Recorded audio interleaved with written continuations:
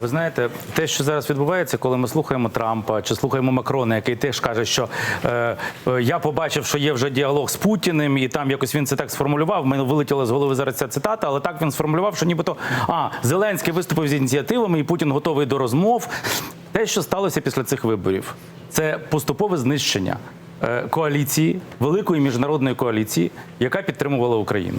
Ми це бачимо всюди. Ми це бачимо в позиції Трампа, який каже, ви там домовтеся. Ми це бачимо в позиції Макрона і навіть в позиції Меркель.